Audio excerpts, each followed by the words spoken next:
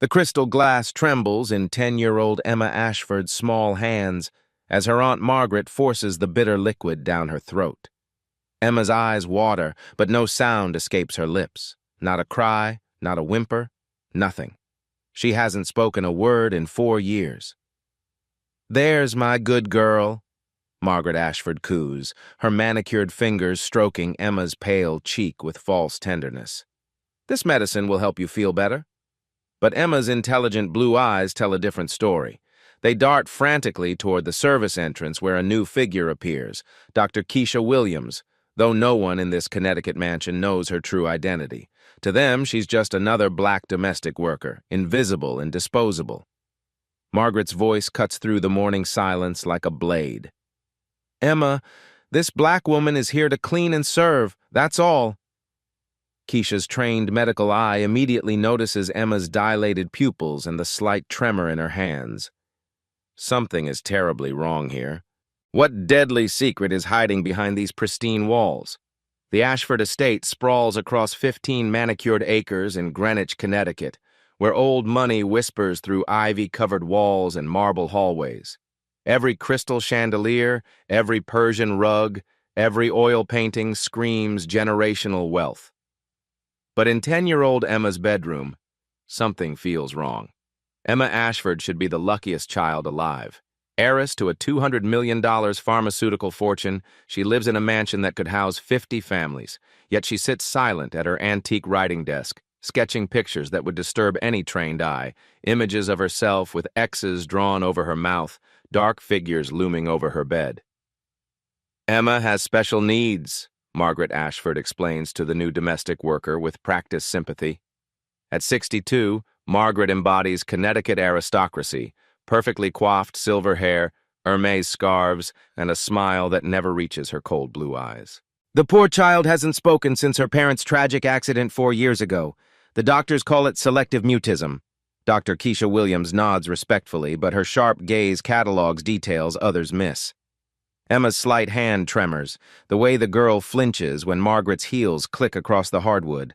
The medical equipment is subtly placed throughout the room, not for comfort, but for control.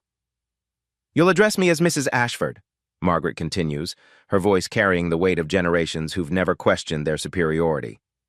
"Emma requires very specific care. Her medicine must be administered precisely at 8 a.m. and 8 p.m., no exceptions." Keisha has worked as a domestic for 3 years now, ever since losing her medical license. The other staff whispers about the disgraced doctor who claims she was framed, but Keisha knows the truth. She exposed pharmaceutical companies bribing pediatricians to overprescribe opioids to children. The corruption ran so deep that speaking out cost her everything, her career, her reputation, her future. "I understand completely, Mrs. Ashford," Keisha replies, keeping her voice neutral despite the familiar sting of condescension. Thomas, the elderly butler, watches this exchange with knowing eyes. He served the Ashford family for 40 years, through 3 generations of privilege and secrets. There's something he wants to say, but the words stick in his throat like so many others before them. Margaret leads Keisha through the mansion's grand rooms, each one more ostentatious than the last. "The Ashfords have been pillars of this community for over a century," she explains, stopping before a wall of family portraits. "Emma's parents were taken from us far too soon. A terrible car accident, brake failure on a mountain road." But Keisha notices what others don't. The family photos all end 4 years ago. Emma's medical equipment is too sophisticated for simple mutism, and Margaret's explanation about the accident comes with rehearsed precision. "Emma's trust fund is quite substantial," Margaret continues, her fingers drumming against an antique table. "I serve as her guardian until she turns 18. Of course, if anything were to happen to her." She lets the sentence hang in the air like smoke. Emma appears at the top of the grand staircase clutching a worn stuffed rabbit named Winston. Her pale face shows intelligence trapped behind silence, eyes that have seen too much for someone so young. When she spots Keisha, something flickers across her features, not fear, but desperate hope. "Emma, come say hello to our new help," Margaret calls out, her voice honey-sweet with underlying steel. The girl descends the stairs with careful, measured steps. Up close, Keisha's medical training kicks in automatically. Emma's pupils are slightly dilated despite the bright morning light. Her skin has an unhealthy pallor that speaks of systemic poisoning rather than grief. Most telling of all, when Margaret places her hand on Emma's shoulder, the child's entire body tenses with barely controlled terror. Emma can't speak, obviously, Margaret explains with false sadness. But she understands everything. Don't you, dear? Emma nods obediently, but her eyes find Keisha's with unmistakable intensity. In that brief moment, doctor and patient recognize each other across an invisible divide of race, class, and desperate need. I'll take excellent care of her, Keisha promises, and she means it in ways Margaret could never imagine. That evening, as Keisha unpacks her few belongings in the servants' quarters, she hides something precious at the bottom of her suitcase. A medical bag containing the tools that once saved lives. She has no idea she'll need them again soon. What secret is Emma trying so desperately to communicate? The humiliation begins on Keisha's third day when Margaret hosts her weekly charity luncheon. 12 women from Greenwich's most prestigious families gather in the sunroom, their designer handbags worth more than most people's annual salaries. They speak about the help as if Keisha were invisible, standing just 3 feet away serving cucumber sandwiches. I do hope this one works out better than the last, sighs Mrs. Pemberton, adjusting her pearl necklace. These people can be so unreliable. Well, at least she appears clean, adds Mrs. Sterling, eyeing Keisha's pressed uniform with distaste. Though I'm sure she has no real education. They rarely do. Margaret's laugh tinkles like broken crystal. Oh, our Keisha comes with excellent references, though I doubt she understands half of what we discuss here. Do you, Keisha? Keisha's jaw tightens imperceptibly, but she maintains her composure. No, ma'am. I just focus on my work. Exactly as it should be, Margaret purrs. It's so important that people know their place in society. Don't you agree, ladies? The women nod in unison, their casual cruelty as refined as their table manners. But Emma watches from the doorway, her young face flushed with anger at the injustice she's witnessing. The real horror reveals itself during Emma's evening medicine routine. Keisha observes as Margaret measures a precise dose of clear liquid into Emma's glass of milk. The girl's hands shake as she reaches for it, her eyes pleading silently for help that never comes. Drink it all down, sweetheart, Margaret coos. You know what happens when you don't take your medicine? Emma's whole body convulses as she swallows, and Keisha recognizes symptoms that make her blood run cold. Dilated pupils, muscle tremors, the pallor of systemic toxicity. This isn't medication, it's poison. When Keisha tries to approach Dr. Reynolds during his next visit, the family physician dismisses her with barely concealed contempt. I appreciate your concern, Dr. Reynolds says, his voice dripping with condescension. But perhaps you should focus on dusting and leave medical matters to those of us with actual education. Sir, I've noticed Emma exhibits signs that might indicate— Young woman, he interrupts sharply. I didn't spend 8 years in medical school to take advice from the cleaning lady. Your job is to scrub floors, not diagnose patients. Margaret appears behind them like a vulture sensing carrion. Is there a problem here, doctor? Just our help overstepping her boundaries, Dr. Reynolds explains with an indulgent smile. Sometimes these people get ideas above their station. Margaret's eyes flash with dangerous pleasure. Keisha, a word, now. In the privacy of Margaret's study, the mask finally drops. Let me make something crystal clear, Margaret hisses, her refined accent sharpening into a blade. You are nothing in this house. Less than nothing. You exist here solely because I allow it. Mrs. Ashford, I was only concerned about Emma's— You were what? Margaret's voice rises to a shriek. Concerned about my niece? You arrogant little nobody! The racial slurs come next, each one carefully chosen to wound. Margaret calls her everything but her name, her voice filled with the casual venom of someone who's never faced consequences for her cruelty. Your kind always thinks you're so smart, Margaret sneers, circling Keisha like a predator. That's why you people end up scrubbing toilets instead of contributing anything meaningful to society. You simply don't have the intelligence for real work. Keisha's hands clench into fists, but she forces herself to remain still. She's endured worse than this privileged woman's ignorance. Margaret isn't finished. I know exactly what you are. A failed nobody trying to feel important by inserting yourself where you don't belong. Well, let me educate you about your actual value. She opens her desk drawer and pulls out a manila folder. Background check, criminal history, employment verification. I know all about your little legal troubles. Malpractice, fraud, drug dealing, wasn't it? The lies hit like physical blows. Keisha's throat constricts, but she won't give Margaret the satisfaction of seeing her break. One phone call, Margaret continues, waving her cell phone, and you'll be in handcuffs. I own the police chief, the district attorney, and half the judges in this county. Who do you think they'll believe? A respected philanthropist or a disgraced criminal? Later that night, Keisha sits alone in her cramped quarters, staring at a hidden photograph of herself receiving the Outstanding Achievement in Pediatric Medicine Award from Johns Hopkins. In the picture, she's smiling, confident, surrounded by colleagues who respect her expertise. Now she's just the help. Her medical degree dismissed as fantasy, her concerns labeled as delusions of grandeur. But Emma is dying, and Keisha may be the only person who can see it. The next morning brings fresh cruelty. Margaret discovers missing jewelry in Keisha's room, planted evidence designed to frame her for theft.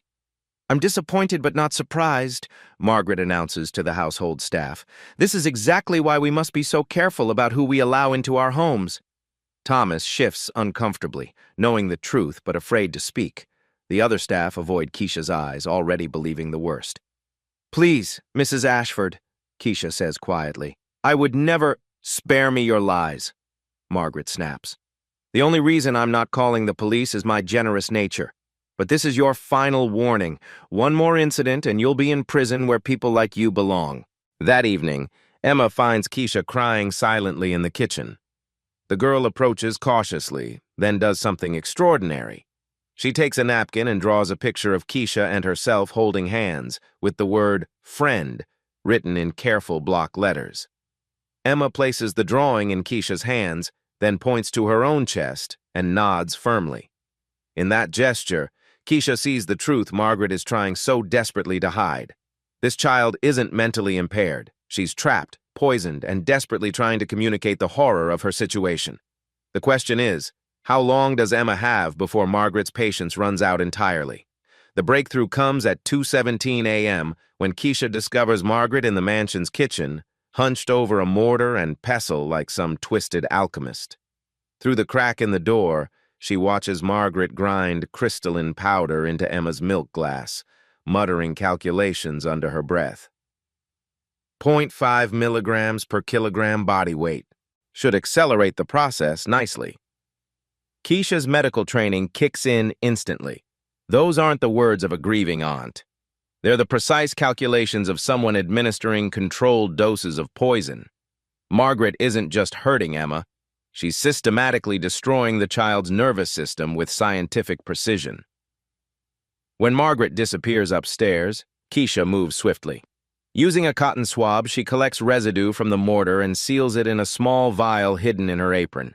Her forensic pathology background screams that this is mercury-based compound designed to mimic the symptoms of degenerative neurological disease. The next morning, while Margaret attends her country club meeting, Keisha transforms the mansion's laundry room into a makeshift laboratory. Using household items, vinegar, baking soda, iodine from the first aid kit, she performs rudimentary chemical tests that would make her former Johns Hopkins colleagues proud. The results confirm her worst fears: mercury, lead acetate, thallium sulfate, a cocktail of neurotoxins that would kill slowly, appearing to medical examiners as natural neurological decline. My God, she whispers, staring at the color change reactions that reveal each deadly component. She's been poisoning this baby for years. Emma finds her there, drawn by sounds she hasn't heard in the mansion for months, the quiet confidence of competence in action. The girl's eyes widen as she watches Keisha work with scientific precision, labeling samples, recording observations in neat medical notation. For the first time in 4 years, Emma sees an adult who might actually help her. Keisha looks up to find Emma watching intently. Instead of shooing her away, she kneels to the girl's eye level. Emma, honey, can you show me something? Keisha speaks softly, her voice carrying the authority of someone accustomed to healing. Can you point to where you hurt? Emma hesitates, then slowly touches her stomach, her head, her throat. Each gesture is deliberate, communicating what words cannot. Keisha nods gravely. I understand. And I want you to know something very important. This isn't your fault. None of this is your fault. Emma's eyes fill with tears she hasn't shed in years. Someone finally believes her pain is real. Can you draw me a picture? Keisha asks, offering paper and crayons. Show me what happened before you stopped talking. With shaking hands, Emma draws a scene that makes Keisha's blood freeze. A car on a mountain road, 2 figures in the front seat, another figure standing nearby with something in their hand, and in the corner a small girl watching from a window. You saw what really happened to your parents? Keisha breathes. Emma nods, then draws another picture. Margaret forcing medicine down her throat while she was small and healthy. The progression is clear.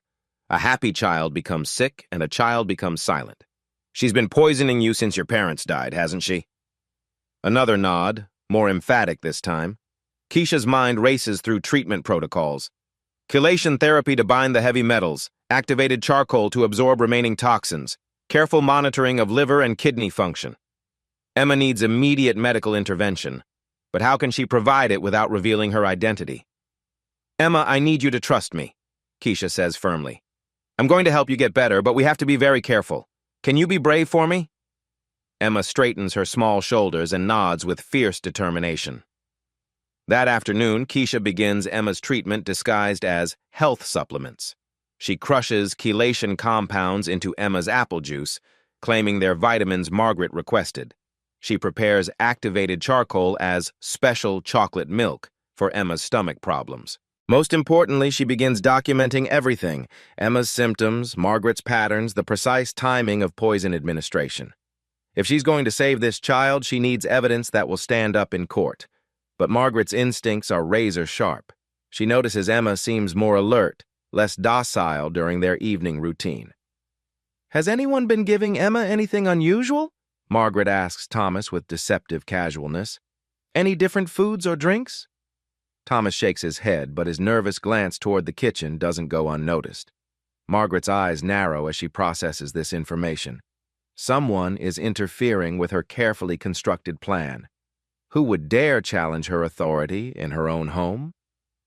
Margaret's suspicions crystallize when she discovers Emma humming softly while playing with her dolls, the first sound the child has made in Margaret's presence for over a year. The melody stops abruptly when Margaret enters the room, but the damage is done. Is interesting, Margaret murmurs, her voice silk wrapped around steel.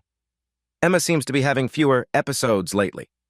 She begins her investigation with surgical precision. Security cameras appear in hallways overnight. Margaret starts timing her exits and returns, creating unpredictable schedules designed to catch staff off guard. Most tellingly, she doubles Emma's evening poison dose and watches for signs that someone might be counteracting her work. But Keisha is ready for this chess match. Years of navigating hospital politics and pharmaceutical corruption have taught her to think 3 moves ahead. She varies her treatment schedule, sometimes hiding chelation compounds in Emma's breakfast, sometimes in her afternoon snack. She teaches Emma to fake symptoms when Margaret is watching, how to make her hands tremble on command, how to appear dizzy and confused during medicine time. You're such a smart girl, Keisha whispers during one of their secret sessions. Just a little longer, and we'll have enough evidence to stop her forever. Emma nods, but points to a drawing she's made. Margaret with a phone, talking to police officers. The child understands they're racing against time. Margaret's paranoia manifests in increasingly vicious attacks on Keisha. During the Thursday Bridge Club meeting, she orchestrates a humiliation so deliberate it takes Keisha's breath away. Ladies, I need to address something rather unpleasant, Margaret announces as Keisha serves afternoon tea. I've noticed some items going missing around the house. Small things, jewelry, cash, prescription medications. The women's faces turn toward Keisha with expressions of disgust and suspicion. Mrs. Pemberton actually clutches her purse closer to her chest. Now, I'm not making accusations, Margaret continues with false reasonableness. But we all know these people have tendencies, especially ones with criminal backgrounds. Criminal backgrounds, gasps Mrs. Sterling. Oh, yes, Margaret says, warming to her performance. Drug dealing, from what I understand, medical fraud. Really quite shocking when you think about how we've welcomed her into our home. Keisha's hand trembles as she pours tea, but she forces herself to remain silent. Any reaction will only confirm their prejudices. Margaret, you're so brave to give someone like that a second chance, coos Mrs. Pemberton. Though personally, I would never allow such a person near my family. Well, one must do one's Christian duty, Margaret replies with practiced martyrdom, even when it puts one's own household at risk. The conversation continues for another excruciating hour, each woman contributing her own racist assumptions about Keisha's character, intelligence, and moral failings. They speak about her as if she were a dangerous animal that Margaret is heroically containing through sheer force of will. But the real blow comes that evening when Margaret corners Keisha in the kitchen. I know you're up to something, Margaret hisses, her cultured facade completely dropped. Emma is improving, and that's not supposed to happen. Mrs. Ashford, I don't understand. Don't play stupid with me. Margaret's voice rises to a shriek. You think because you can read medical journals online that you know something about medicine? You're nothing but an ignorant ghetto rat pretending to be smart. The racial slurs flow like acid, each one designed to strip away Keisha's dignity and self-worth. Margaret calls her every degrading name she can think of, her voice filled with generations of inherited hatred. I should have listened to my instincts about your kind, Margaret snarls. Always scheming, always trying to steal what belongs to better people. Well, let me tell you something, you worthless piece of trash. Margaret's phone appears in her manicured hand. One call to immigration, and you'll be deported. One call to the police, and you'll be in prison. One call to my lawyer, and you'll never work anywhere in this country again. She leans closer, her breath hot against Keisha's ear. I own you now. Your life, your future, your freedom. All of it belongs to me. And if you interfere with Emma's treatment one more time, I'll destroy you so completely that no one will even remember your name. But Margaret has made a crucial mistake. In her fury, she's revealed the truth about Emma's treatment. She's admitted that Emma's improvement is a problem that needs to be stopped. That night, Keisha makes a decision that will change everything. Using skills learned during her forensic pathology residency, she installs a tiny recording device inside Emma's beloved stuffed rabbit, Winston. If Margaret is going to confess to murder, Keisha will make sure it's documented. The next morning brings Margaret's most sophisticated attack yet. She plants a bottle of prescription opioids in Keisha's room, then calls the police to report suspected drug dealing on her property. I hate to do this, Margaret tells Officer Morrison with tears streaming down her face. But I have a responsibility to my community. This woman has been stealing medications and possibly selling them to local addicts. Officer Morrison, a longtime family friend, nods sympathetically. Don't worry, Mrs. Ashford. We'll handle this quietly. These people need to learn they can't prey on decent families like yours. The search is humiliating and deliberate. 2 officers tear through Keisha's meager possessions while Margaret watches with satisfaction. When they find the planted evidence, Margaret gasps in perfectly rehearsed shock. I trusted her with my vulnerable niece, Margaret sobs. How could I have been so naive? But Emma witnesses the entire charade from the top of the stairs. And that evening, in the privacy of her room, she does something extraordinary. Using crayons and paper, she draws a detailed picture of Margaret planting the drugs in Keisha's room. Then she hides the drawing inside Winston, right next to Keisha's recording device. The next morning, Margaret appears in Keisha's doorway with a triumph smile. Pack your things, she announces. You have 1 hour before the police return with a warrant for your arrest. But Emma appears beside her aunt. No longer the silent, docile child Margaret has been slowly murdering. Her eyes blaze with intelligence and fury as she stares at her would-be killer. Margaret suddenly realizes that something fundamental has changed in the last few weeks. Has she underestimated everyone in this house? The confrontation erupts at 8 p.m. sharp during Emma's evening medicine routine. Margaret enters the child's bedroom carrying a syringe filled with enough concentrated mercury to kill Emma within hours. Her patience for slow poisoning has finally run out. Time for your special medicine tonight, darling, Margaret coos, her voice honey-sweet with murderous intent. This will make all your problems go away forever. Emma sits rigid on her bed, clutching Winston the rabbit with white knuckles. She's been waiting for this moment, coached by Keisha on exactly what to do.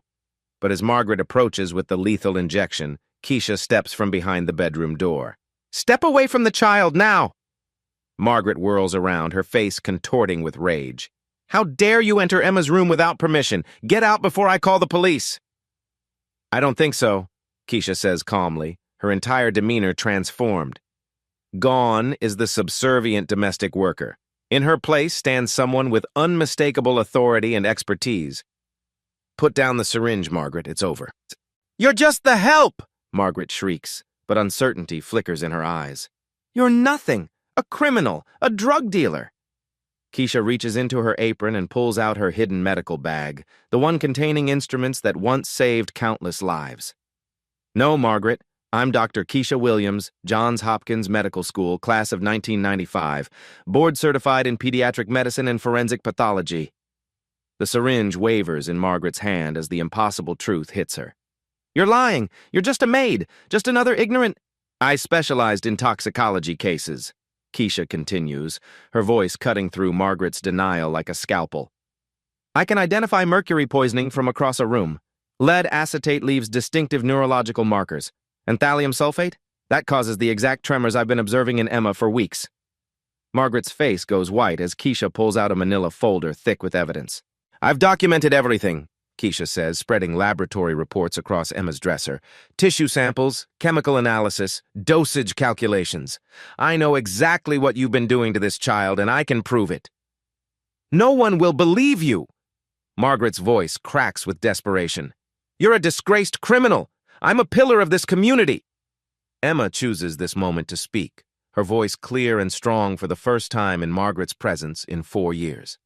"She saved my life," Emma says, sitting up straighter. "Dr. Keisha has been treating me, making me better, undoing what you did to me."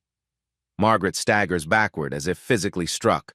The silent, docile child she's been systematically destroying for years is speaking with perfect clarity. "You were poisoning me," Emma continues, her young voice steady and accusatory. "Just like you poisoned Mommy and Daddy. I saw you that night on the mountain road. I saw you cut their brake lines." "That's impossible," Margaret whispers. "You were unconscious. The trauma made you forget." "I remembered everything," Emma says. "I just couldn't say it, until Dr. Keisha helped me find my voice again." Keisha steps forward, her medical bag open to reveal instruments that speak of years of training and expertise. "I lost my license because I exposed pharmaceutical companies bribing doctors to overprescribe opioids to children. The corruption ran so deep that speaking out cost me everything." She pulls out a stethoscope, its metal gleaming with professional authority. "But I never stopped being a doctor, and when I saw what you were doing to Emma, I couldn't stand by and watch another child suffer." Margaret lunges forward with the syringe, but Keisha is ready. Years of emergency room experience have taught her to react instantly to violence. She catches Margaret's wrist, applying pressure to a nerve point that makes the syringe clatter to the floor. "I took an oath," Keisha says, restraining the struggling woman. "First, do no harm. That includes stopping people like you." Thomas appears in the doorway, no longer the silent, fearful butler. In his hands is a recording device that's been capturing every word. "I've been documenting your crimes for months, Mrs. Ashford," he says quietly. "Waiting for someone brave enough to act. Dr. Williams gave me that courage." Margaret's world crumbles as she realizes the full scope of her exposure. The ignorant maid she's been tormenting is a medical expert. The simple child she's been poisoning is a witness to murder. The loyal servant she's controlled through fear has been gathering evidence against her. "You were so busy looking down on us," Keisha says, "that you never looked closely enough to see who we really were." But Margaret has one final, desperate card to play. Margaret's desperate laughter fills the room like the sound of breaking glass. "You think you've won? You have no idea what I'm capable of." She reaches into her designer purse and pulls out a second syringe, this one filled with a milky substance that makes Keisha's blood run cold. Concentrated fentanyl, enough to kill everyone in the room within minutes. "If I can't have Emma's inheritance," Margaret snarls, her mask of refinement completely shattered, "then no one can. We'll all die together, and the world will blame the drug-dealing maid who snapped and murdered an innocent family. Emma scrambles backward on her bed, but there's nowhere to run. Thomas tries to step forward, but Margaret waves the deadly syringe at him like a weapon. "Stay back, all of you!" Margaret's voice has devolved into an animalistic shriek. 20 years I've planned this. 20 years of waiting for that sanctimonious brother of mine to die so I could claim what should have been mine from the beginning. Her confession pours out in a torrent of rage and entitlement. David always got everything, the inheritance, the company, the respect. Just because he was born male, well, I showed him who was really superior when I cut his brake lines on that mountain road. Margaret's eyes gleam with psychotic satisfaction as she relives her triumph. You should have seen the look on his face when he realized the brakes weren't working. Pure terror, just like what you're feeling right now. Keisha raises her hands in a calming gesture, her medical training taking over. Margaret, listen to me. You're having a psychotic break. Let me help you. Help me! Margaret's laugh is completely unhinged now. The way you helped Emma, you destroyed everything, my inheritance, my reputation, my perfect plan. She advances on Emma with the syringe raised, her movements predatory and calculated. I'll start with the little brat who's caused me so much trouble, then the butler who betrayed me, and finally, the uppity witch who thought she could outsmart her betters. I've been poisoning this child for 4 years, Margaret continues, savoring each word like fine wine. Mercury in her morning milk, lead acetate in her vitamins, thallium in her evening medicine. Watching her slowly deteriorate was almost artistic. Thomas gasps in horror at the casual cruelty of Margaret's words, but she's not finished. The best part was watching those incompetent doctors scratch their heads over her mysterious illness. Margaret laughs. Not one of them suspected systematic poisoning. They just accepted that the poor little rich girl had bad genetics. As Margaret lunges toward Emma with the syringe, the child does something extraordinary. With reflexes sharpened by weeks of Keisha's coaching, Emma rolls off the bed and activates a hidden panic button that Keisha installed days earlier. Instantly, sirens begin wailing in the distance. You called the police? Margaret whirls on Emma with murderous fury. No, Keisha says calmly. I called the FBI. Margaret's face goes ashen as the implications hit her. The FBI? Federal agents have been investigating pharmaceutical fraud connected to your family's company for months, Keisha explains, keeping her voice steady despite the deadly weapon in Margaret's hand. I contacted them 3 days ago with evidence of systematic child abuse and murder. You're lying, Margaret's voice cracks with desperation. Agent Rodriguez should be walking through your front door right about now, Keisha continues, along with a forensic toxicology team, a child protective services specialist, and enough evidence to put you away for life. The sound of heavy boots on marble stairs confirms Keisha's words, but Margaret's response is to become even more dangerous. Then I have nothing left to lose, she screams, raising the fentanyl syringe high above Emma's cowering form. If I'm going down, I'm taking all of you with me. Keisha doesn't hesitate. She launches herself across the room, her body colliding with Margaret's in a desperate attempt to protect the child. The two women crash into Emma's antique dresser, sending medical equipment and evidence files scattering across the floor. The syringe flies from Margaret's hand, rolling under the bed as both women fight desperately for control. Margaret may be older, but she's fueled by the desperation of someone facing life in prison. Her manicured nails rake across Keisha's face, drawing blood as she tries to reach the fallen weapon. I'll kill all of you, Margaret pants, her perfectly styled hair now wild with exertion. Starting with this worthless little witness. She manages to grab a heavy crystal paperweight from the floor, raising it above Keisha's head with killing intent. The weight could easily crush a skull, and Margaret's face shows she intends exactly that outcome. But Emma, no longer the passive victim she's pretended to be for years, acts with startling courage. The 10-year-old girl grabs Margaret's wrist with both hands, using her small body weight to throw off the older woman's balance. Don't hurt Dr. Keisha! She saved my life! Emma's voice rings out clear and strong, filled with fierce protectiveness for the woman who risked everything to help her. The distraction gives Keisha the opening she needs. Using techniques learned during her medical residency in some of Baltimore's most dangerous neighborhoods, she applies a sleeper hold that cuts off blood flow to Margaret's brain. The wealthy socialite goes limp within seconds, but their victory is short-lived. In the struggle, the fentanyl syringe has been damaged, and its deadly contents are seeping into the air through a crack in the plastic. The concentrated drug begins affecting everyone in the enclosed bedroom. Emma shows the first signs of respiratory distress, shallow breathing, blue lips, dilated pupils. Her small body is more vulnerable to the airborne toxin than the adults. "Emma!" Keisha drops Margaret's unconscious form and rushes to the child. "Baby, stay with me!" The girl's breathing becomes increasingly labored as fentanyl fumes fill the enclosed bedroom. Without immediate medical intervention, she'll be dead within minutes. Thomas stumbles toward the door, but his movements are already becoming sluggish from exposure. Keisha's training kicks into overdrive. She grabs her medical bag and pulls out a preloaded naloxone injector, the one piece of emergency equipment she's carried everywhere since losing her license, just in case she encountered an overdose situation. "This is going to hurt for a second, sweetheart," she tells Emma, finding a vein in the child's small arm with the expertise of thousands of successful procedures. "But it's going to save your life." The naloxone injection works within seconds, reversing the fentanyl's effects and allowing Emma to breathe normally again. But the exertion and stress have taken their toll on the girl's already poisoned system. "My chest hurts," Emma whispers, her hand clutching at her heart with genuine distress. Keisha's stethoscope reveals what she feared most: cardiac arrhythmia caused by months of heavy metal poisoning, triggered by the stress of the near-death experience. Emma's heart is failing, its rhythm chaotic and dangerous. "Thomas!"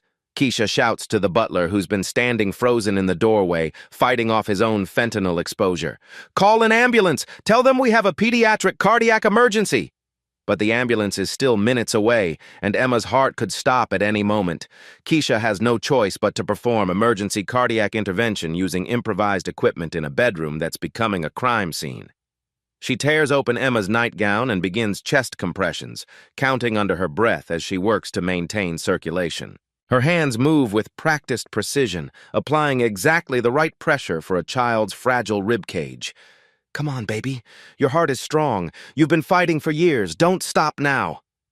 Margaret begins to regain consciousness, groggy but still dangerous. "Let her die," she mumbles through swollen lips, blood trickling from where she bit her tongue during the struggle. "Just let it end. Save us all the trouble." "Never," Keisha says fiercely, continuing the life-saving compressions while monitoring Emma's pulse with her free hand.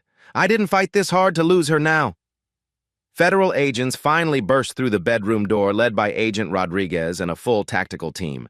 They find a scene that tells the entire story: Margaret Ashford surrounded by evidence of her crimes, Dr. Keisha Williams performing emergency medicine on a dying child, and Thomas holding a recording device that captures 4 years of systematic murder. "Agent Rodriguez, FBI," the lead agent announces, his weapon trained on Margaret's prone form. "Margaret Ashford, you're under arrest for conspiracy, fraud, attempted murder, and the murders of David and Sarah Ashford." But Keisha barely hears the arrest.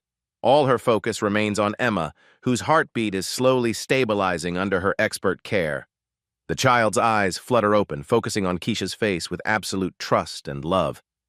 "Dr. Keisha," Emma whispers, her voice barely audible but filled with gratitude. "Are we safe now?" "Yes, baby," Keisha says, tears streaming down her face as she continues monitoring Emma's vital signs. "We're safe, you're safe, and you're going to be completely healthy again." As EMTs rush into the room with professional equipment, Keisha steps back to let them work. But Emma reaches out and grabs her hand with surprising strength for someone who nearly died twice in one evening. "Don't leave me," the girl pleads, her eyes wide with the fear of abandonment. "Never," Keisha promises, squeezing the small hand gently. "I'll be right here beside you. Always." Agent Rodriguez approaches with handcuffs for Margaret, who is now fully conscious and spitting curses at everyone in the room. "Dr. Williams, we're going to need your testimony, but first, thank you. Without your evidence and courage, we never could have built this case." As Margaret is led away in shackles, she turns back for one final venomous attack.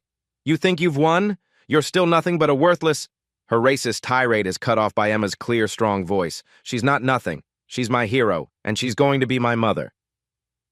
The last thing Margaret Ashford sees before being removed from the mansion forever is Emma Ashford, alive, speaking, and protected by the woman she tried so desperately to destroy. In the end, who really possessed the power in this deadly game? 6 hours later, Emma Ashford sits in a pristine hospital bed, her small hand intertwined with Dr. Keisha Williams's, as a team of specialists confirms what Keisha already knew. The child will make a complete recovery. The chelation therapy you administered was textbook perfect, Dr. Patterson tells Keisha with genuine admiration. You quite literally saved her life. The heavy metal levels were approaching fatal concentrations. Agent Rodriguez enters with an update that brings closure to 4 years of hidden horror.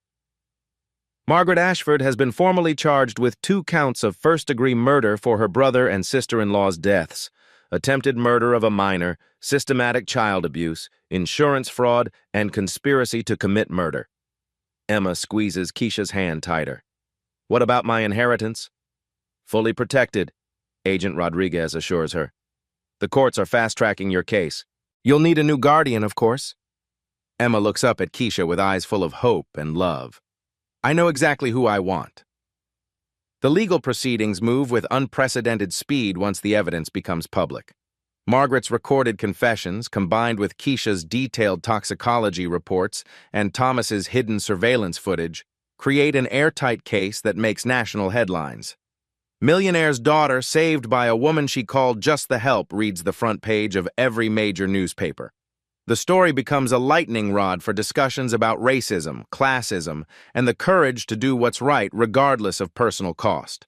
Dr. Reynolds, the family physician who dismissed Keisha's concerns, faces medical review for his failure to detect systematic poisoning. His license is suspended pending investigation. Detective Morrison, Margaret's golfing partner who tried to arrest Keisha, resigns in disgrace when his biased handling of the case becomes public knowledge. Most importantly, the Connecticut Medical Board holds an emergency session and unanimously votes to restore Dr. Keisha Williams's medical license with full honors. The pharmaceutical corruption case that originally cost her career is reopened, leading to criminal charges against the executives who framed her. Justice delayed is not justice denied, the medical board chairman announces. Dr. Williams's courage in exposing corruption 4 years ago and her heroism in saving Emma Ashford's life exemplify the highest ideals of our profession. In her hospital bed, Emma watches the news coverage with wonder. Dr. Keisha, you're famous. Keisha smiles, smoothing the girl's hair. No, sweetheart, we're free, and that's worth more than fame. But their greatest victory is yet to come. 1 year later, the transformation is complete and breathtaking. The Emma Ashford Center for Child Protection stands where Margaret's Country Club once hosted bridge games for Connecticut's elite. The sprawling facility houses a state-of-the-art medical clinic, forensic laboratory, and safe house for children escaping abuse. A bronze plaque at the entrance reads, "Dedicated to giving voice to the voiceless." Dr. Keisha Williams, now the center's chief medical officer, reviews case files in her office, the same room where Margaret once planned Emma's murder. The walls display her restored medical degrees alongside photos of the children she's helped save. Her patient roster has grown to include hundreds of young victims whose mysterious illnesses were actually systematic poisoning. Dr. Keisha, your 3 o'clock is here, announces her assistant. Through the window, Keisha watches 11-year-old Emma Ashford emerge from a limousine, no longer the silent, terrified child of a year ago. Emma moves with confidence, her voice clear and strong as she greets the center's staff. How many children did we help this month? Emma asks, settling into the chair across from Keisha's desk with the ease of a seasoned advocate. 43 confirmed cases of abuse, Keisha reports. Thanks to the protocols we developed, medical professionals across the country are now trained to recognize systematic poisoning disguised as chronic illness. Emma nods seriously. She's become the face of child protection advocacy, testifying before Congress about the need for better detection systems. Her articulate, passionate speeches have moved senators to tears and resulted in landmark legislation known as the Emma Ashford Child Protection Act. Tomorrow's testimony is ready, Emma says. pulling out her prepared statement. "I want to tell them about Marcus, the boy from Chicago whose stepfather was poisoning him with antifreeze. How the doctors missed it for 2 years until they learned our detection methods. The case that made national headlines showcases how far their impact has spread. A pediatrician in Illinois, trained using the Ashford Protocol, identified systematic poisoning that local authorities had missed. The child survived. The perpetrator was convicted. 67 children were saved using techniques developed at this center," Keisha says with quiet pride, each one a voice that might have been silenced forever. Their success has transformed the surrounding community as well. Greenwich's exclusive social circles, once dominated by Margaret's friends, now find themselves under scrutiny. Mrs. Pemberton and Mrs. Sterling, who once dismissed Keisha as inherently inferior, now volunteer at the center, their attitudes permanently changed by witnessing the consequences of their prejudices.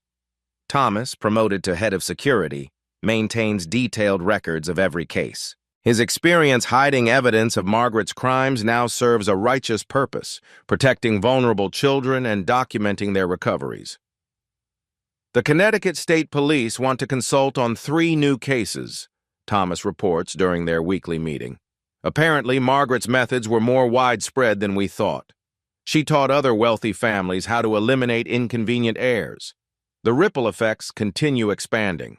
Detective Morrison's replacement, Captain Sarah Martinez, has revolutionized the department's approach to investigating upstanding citizens. New protocols require extensive medical review for any child death in wealthy families, closing loopholes that predators like Margaret exploited for generations. Margaret Ashford herself sits in maximum security prison, serving life without parole. Appeals courts have repeatedly denied her requests for reduced sentences, particularly after additional victims came forward. 3 other children from prominent families died under suspicious circumstances during her years of freedom, cases now being reopened as homicides. She thought she was untouchable because of her wealth and connections, Emma reflects, reviewing news coverage of Margaret's latest failed appeal. But evil is evil, no matter how much money it hides behind. Dr. Keisha Williams has been nominated for the Presidential Medal of Freedom for her contributions to child protection, but she measures success differently, in the laughter echoing through the center's halls, in the medical students learning to detect hidden abuse, in the families reunited after truth replaces lies.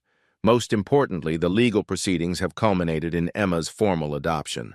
Dr. Keisha Williams is now officially Emma's mother, their bond forged through shared trauma and mutual rescue. "Ready for dinner, Mom?"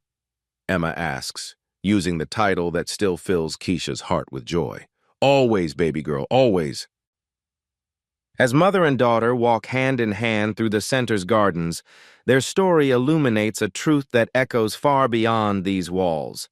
Sometimes the person society dismisses as just the help turns out to be exactly the hero we need most. Margaret Ashford saw a black domestic worker and assumed ignorance. She saw poverty and assumed inferiority. She saw someone forced into service and assumed powerlessness. Her prejudices blinded her to the brilliant doctor standing right in front of her, the very person with the expertise to expose her crimes and save her victim. This willful blindness cost Margaret everything: her freedom, her fortune, her facade of respectability. More importantly, it saved Emma's life and hundreds of other children who might have suffered in silence. The deeper message resonates across every community. We are surrounded by hidden heroes whose true worth society refuses to recognize. The immigrant taxi driver might be a former surgeon. The hotel housekeeper might hold advanced degrees. The store clerk might possess expertise that could change lives, if only someone bothered to listen. Emma Ashford learned this lesson at age 10 when she discovered that salvation wore the uniform of a domestic worker. Dr. Keisha Williams embodied it when she chose to act despite knowing the personal cost. Their story proves that courage isn't about having power. It's about using whatever abilities you possess to protect those who need protection. In a world that judges worth by appearance, be the person who sees beneath the surface. In a society that silences the vulnerable, amplifies their voices. When institutions fail to protect the innocent, sometimes ordinary people must step forward and do extraordinary things. Think about the people in your life who are overlooked, underestimated, or dismissed. What wisdom might they possess? What experiences could teach you something valuable? What voices need amplifying in your community? The next time you encounter someone society tells you to ignore, remember Emma and Keisha. Remember that heroes don't always wear capes. Sometimes they wear uniforms. Sometimes they speak with accents. Sometimes they've been knocked down by systems designed to keep them there. But they get back up. They persist. They save lives when others walk away. If this story moved you, share it with someone who needs to hear it. Start conversations about bias, about assumptions, about the courage required to see truth even when it challenges everything you thought you knew. Subscribe to Black Tales Stories for more stories that celebrate the extraordinary courage of ordinary people. Stories that remind us who we can be at our best and who might be standing right beside us, waiting for someone to finally see their true worth. Because sometimes the smallest voice carries the most powerful truth.